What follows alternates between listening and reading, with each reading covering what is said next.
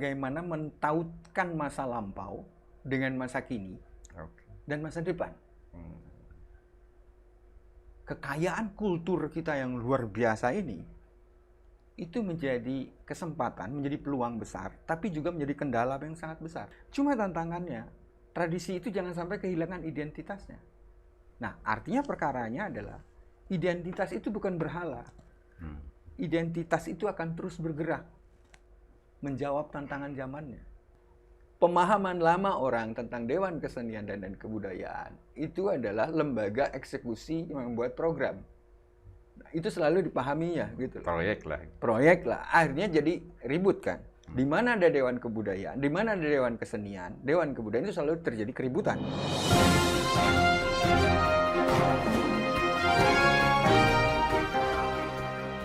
Jumpa lagi di Ruang Publik bersama DDM.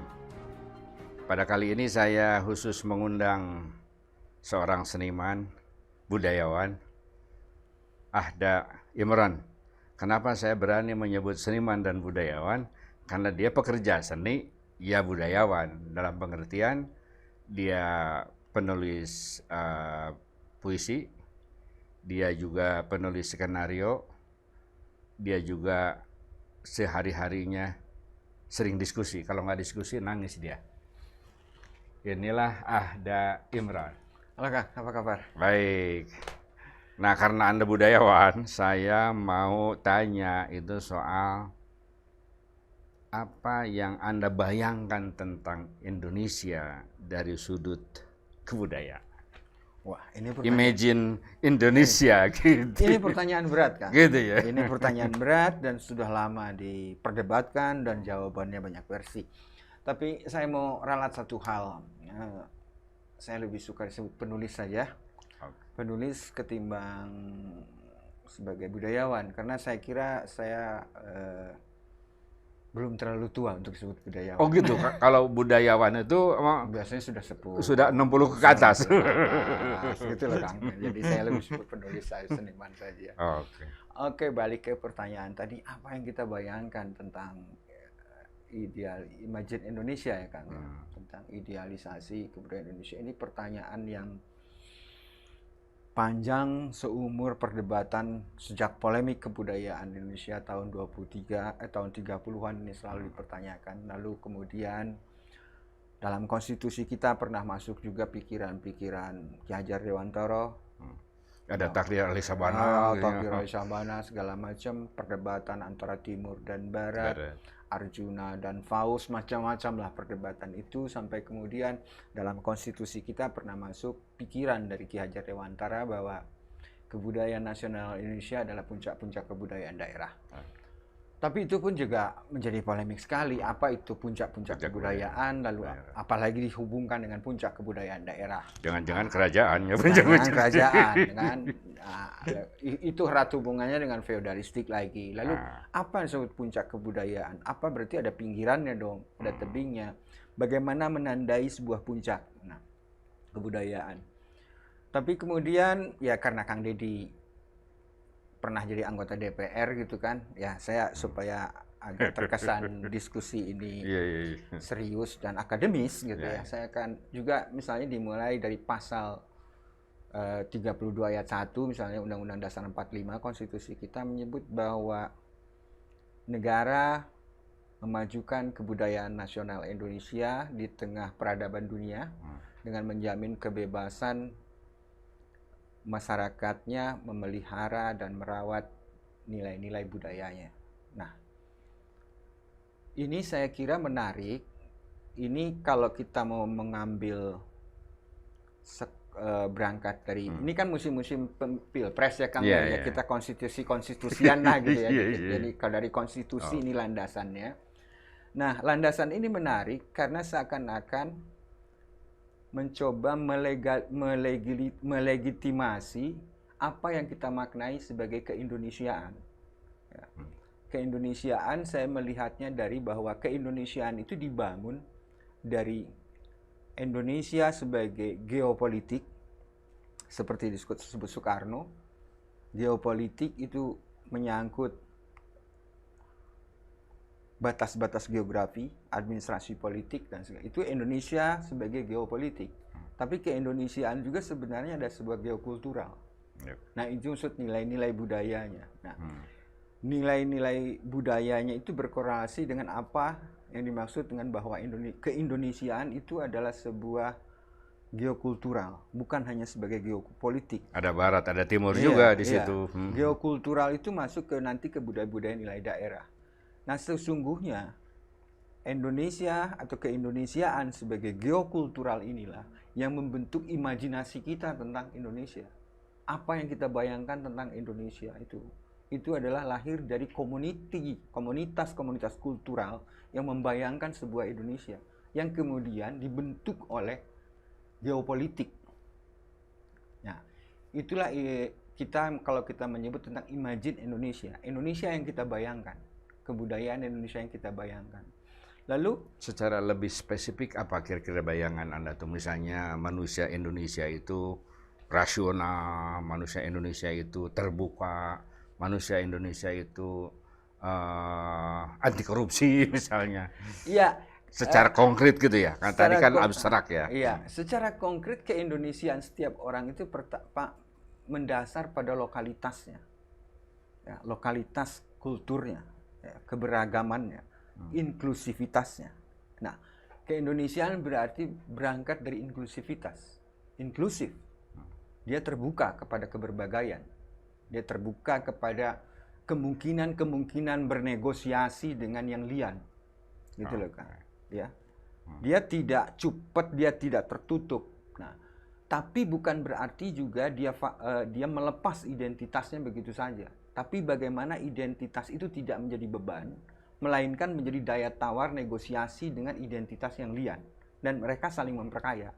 Itu sebenarnya bentuk-bentuk kebudayaan daerah kita di berbagai. Nah, satu. Terus yang kedua lagi, khas-khas dari kebudayaan keindonesiaan kita adalah bagaimana yang lian tidak dimaksudkan sebagai antagonis gitu loh Pak.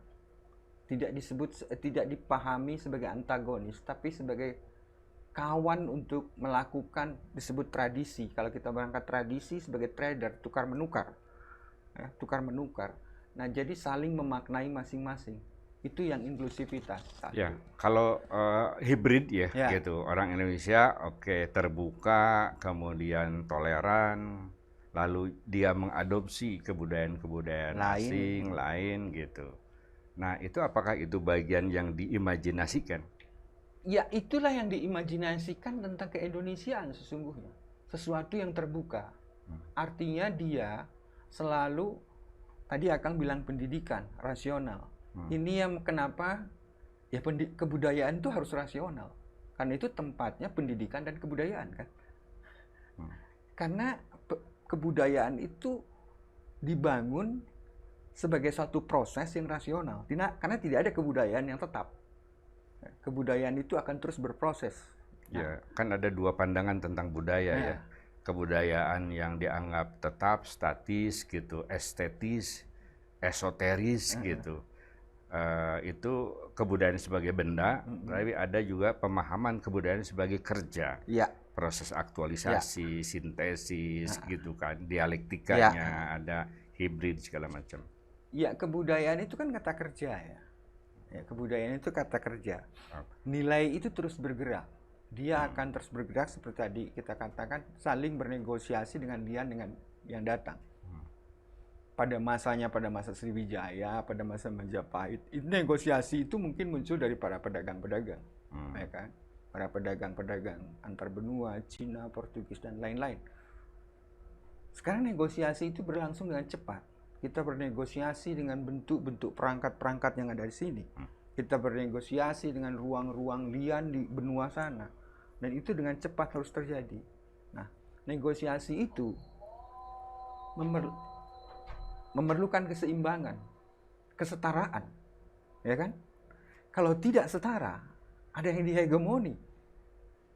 Nah, persoalannya bagaimana kebudayaan kita dalam tanda petik nasional itu memiliki survivalitas, sehingga tidak hanya sekadar dihegemoni.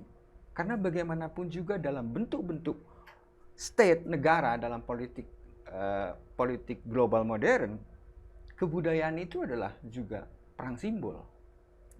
Ya, perang simbol, siapa yang dikooptasi. Karena nanti dalam politik kebudayaan negara itu berhubungan juga dengan kuasa modal. Nah, kuasa modal. Kita lihat misalnya bagaimana politik strategi kebudayaan Korea Selatan gitu. Dengan bentuk-bentuk ekspresi kebudayaan mereka, budaya pop, K-pop dan lain-lainnya, drakor dan lain-lainnya. Ya kan? Dulu kita tahun 70-an, 80-an mana ada program studi bahasa Korea. Sekarang sudah menjamur. Ekonominya pun mengikuti turunannya, itu makanan-makanan Korea, bahasa-bahasa Korea, gaya hidupnya. Nah, itu bentuk dari bagaimana survivalitas kebudayaan kita bisa mengukur survivalitas kebudayaan kita sendiri. Gitu lah kan. Oke, sekarang setelah kita membayangkan apa yang diimajinasikan tentang kebudayaan Indonesia ke depan itu, nah sekarang apa yang Anda lihat? Ini soal kesenjangannya nih kan, itu yang diidealkan, kemudian ada yang fakta-fakta yang kita temui dan itu tidak ideal. Menurut Anda apa tuh? Problem klasik dalam kebudayaan kita itu adalah bagaimana mentautkan masa lampau dengan masa kini dan masa depan. Kekayaan kultur kita yang luar biasa ini itu menjadi kesempatan, menjadi peluang besar, tapi juga menjadi kendala yang sangat besar, tantangan yang sangat besar. Tak usah dulu ke future lah, ke masa depan lah. Bagaimana kita menerjemahkan masa lalu saja, begitu sulitnya. Ada yang tiba-tiba menjadi neotribalisme, gitu lah ya, kesukuan, bercampur dengan klinik dan lain-lain, eskapisme gitu kan. Terus yang kedua, ada yang melihat kebudayaan masa lampau itu dengan meniru-niru cara pandang orientalisme, seakan-akan hanya memandang kebudayaan masa lampau itu sebagai sesuatu yang eksotik, dan sayangnya ini banyak dilakukan oleh pemerintah. Akhirnya kita banyak sibuk mentimur-timurkan diri, gitu kan, mentimur-timurkan diri gitu. Sambil tidak jelas timurnya. Tidak jelas juga gitu loh. Relevansinya apa dengan kekinian tidak muncul gitu loh. Nah, bagaimana relevansinya dengan kekinian? Nah, itu tidak ada. Nah, begitu juga dengan masa depan. Apalagi tantangan-tantangan hari ini misalnya. Di tengah revolusi digital yang luar biasa itu, pembacaan kita terhadap masa lampau itu kan kadang-kadang seringkali menjadi terjerumus pada hal-hal yang artifisial. Ya, misalnya masyarakat urban, tiba-tiba dia rindu dengan masa lampau primordialnya. Ya. Muncullah rumah-rumah makan dengan nama-nama yang primordial, rumah nenek, rumah amak. Lalu kita lihat perangkat-perangkat masa lampau ditempel-tempel. Lalu ada yang kadang menggelikan, tapi ya fenomenanya aneh juga gitu ya. Ada yang makan di sawah, ada yang macam-macam kan di kebun, nah makan di daun pisang gitu, rumah makan. Itu bentuk-bentuk kerinduan mereka pada hal yang primordial. Jadi betul kata Pak Saini KM dulu, kita mengalami apa yang disebut dengan interregnum dalam teori kebudayaan. Apa itu? Interregnum itu masa lampau sudah ditinggalkan, sementara masa depan belum terjangkau. Jadi kalau kata Sunda kaitu hente. Akhirnya kita berkumpar di situ. Gitu. Akhirnya kita hanya memahami tradisi-tradisi masa lampau itu kulitnya, tidak pada bentuk-bentuk nilainya, sistem nilainya.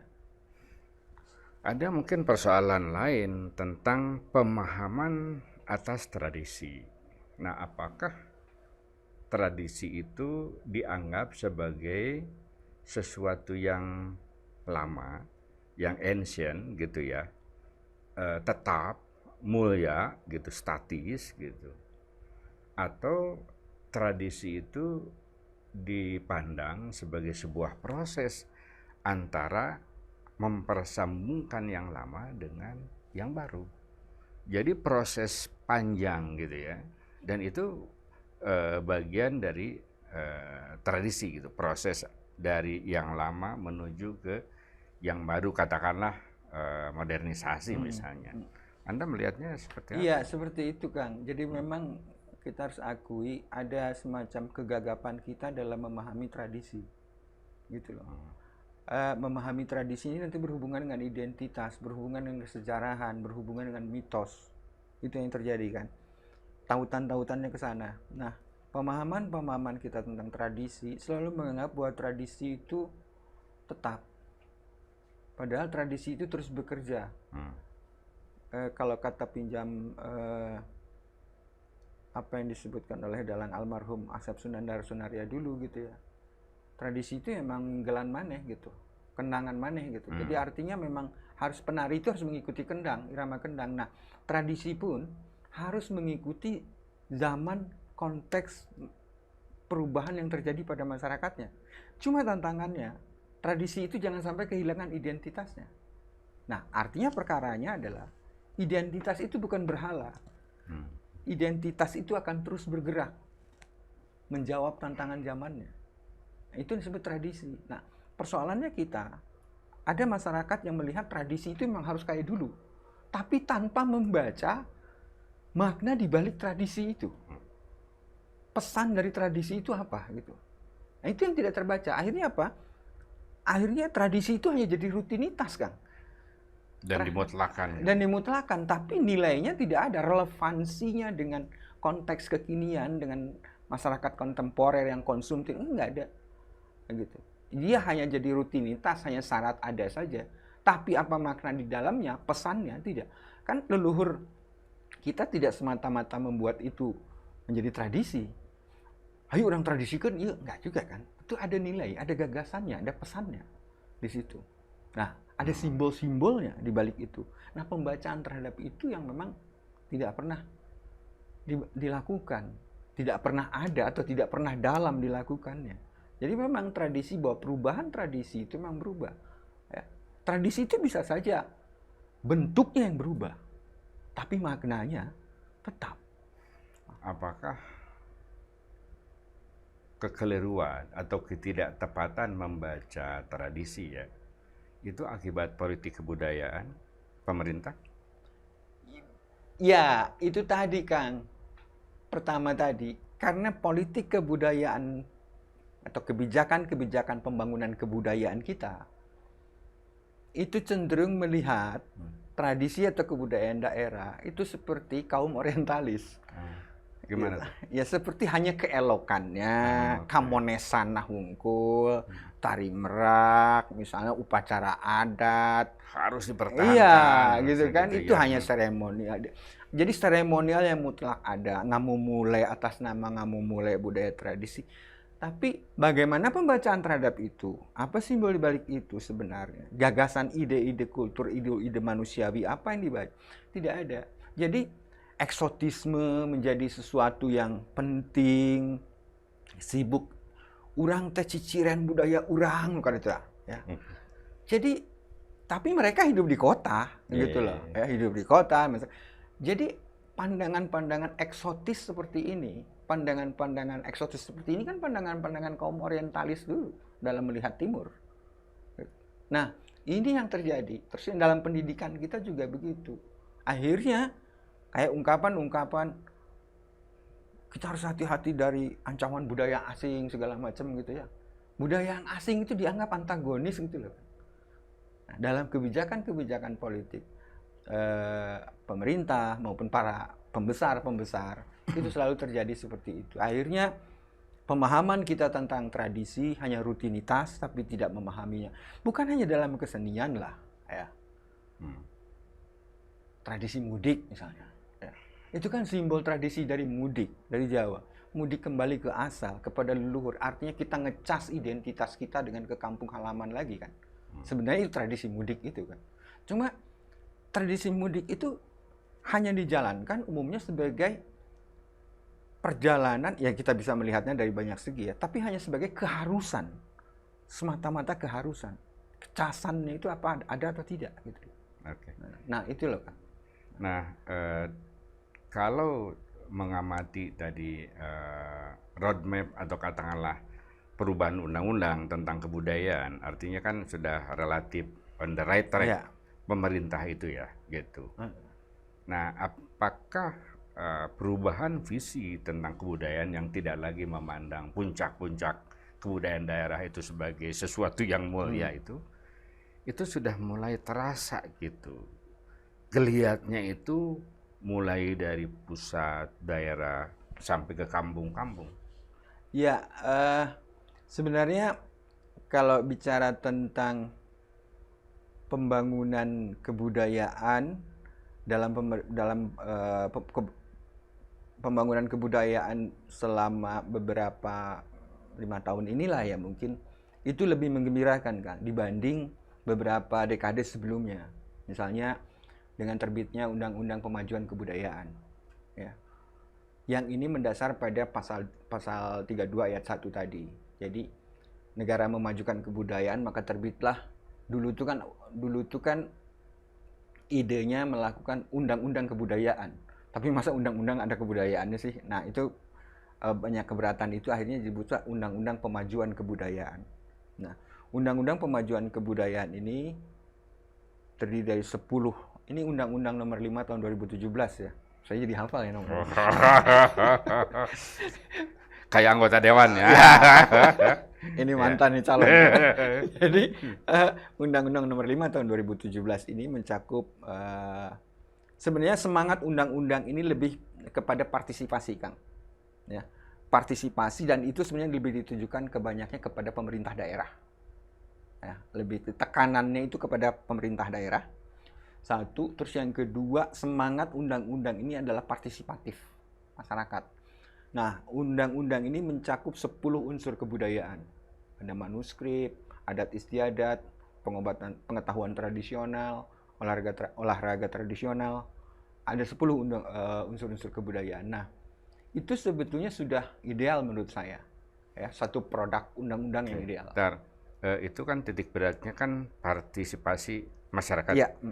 Nah, bisa nggak partisipasi masyarakat kemudian diwakili oleh anggota dewan?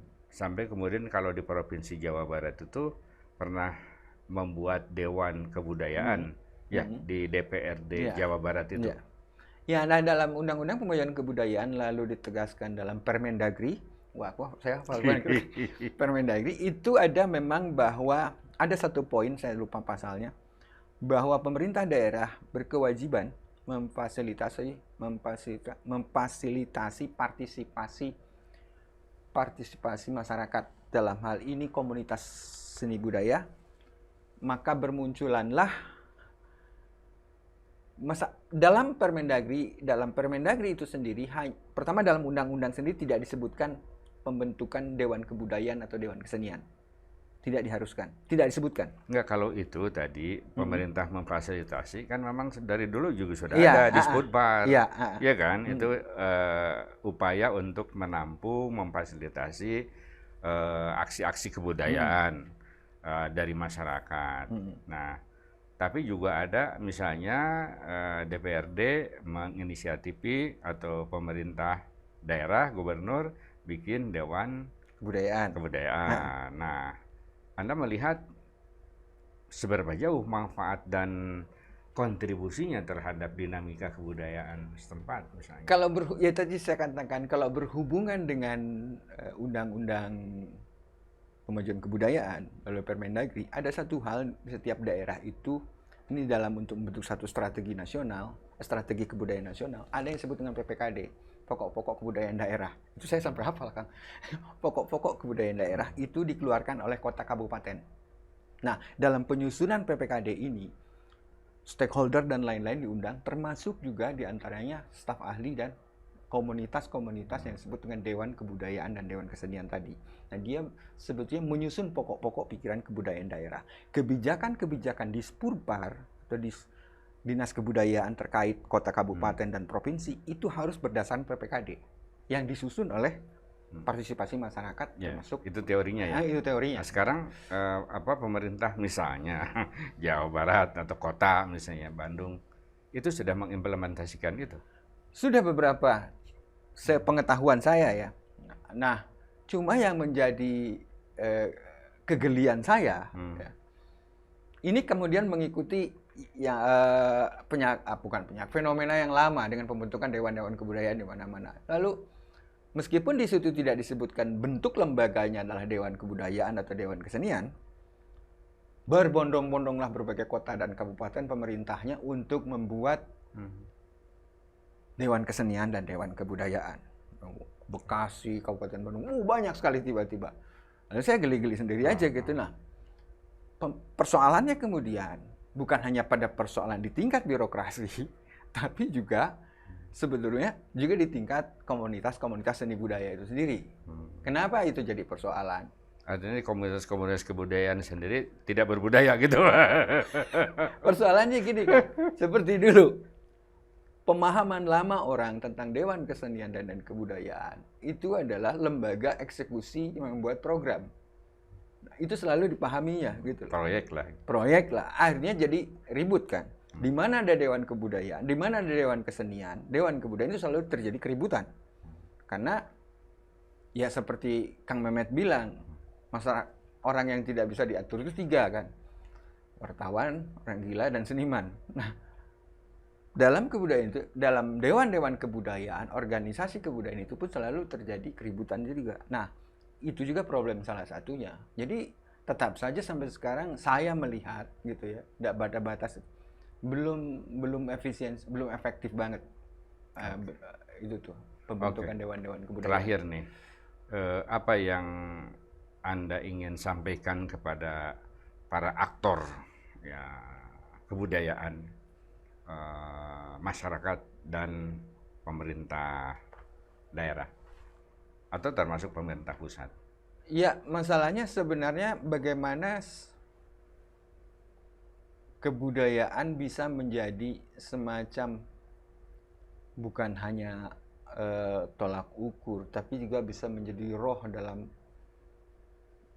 berbagai kebijakan dan berbagai perilaku dan berbagai cara kita memaknai Indonesia. Karena ini yang kurang, Kang.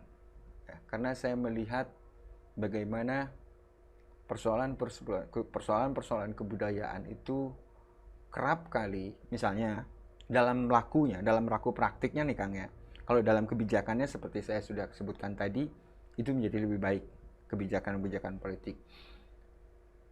Tapi dalam laku-laku praktik-praktik, baik itu dalam perilaku keseharian maupun dalam kebijakan-kebijakan, dan yang terutama sekarang musim Pilpres, itu satu hal yang saya tandai atau yang kita lihat kalau dalam budaya kuasa sekarang adalah, karena ini lagi musim kekuasaan nih Kang ya, saya kira ada satu hal yang kita tidak miliki dan itu kita lupakan, yaitu budaya malu kan. Budaya malu itu kan persoalan kebudayaan. Orang Jepang itu saya ingat zaman-zaman Perdana Menteri Shintaro Abe, ada menterinya yang ternyata oleh seorang fotografer kepergok sedang minum sake dengan seorang pengusaha. Itu seorang menterinya langsung mundur dan Shintaro Abe pun langsung mundur. Ada budaya malu. Jepang itu budaya malunya sangat besar. Nah, kita tahulah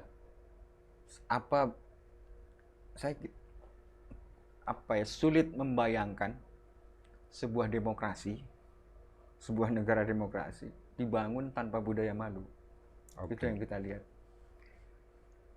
Itulah problem kebudayaan kita, yaitu kita tidak punya budaya malu. Mari kita perjuangkan supaya budaya malu ke depan itu semakin dirasakan dan dipentingkan oleh seluruh bangsa kita, pejabat, rakyat, dan siapapun. Sampai jumpa.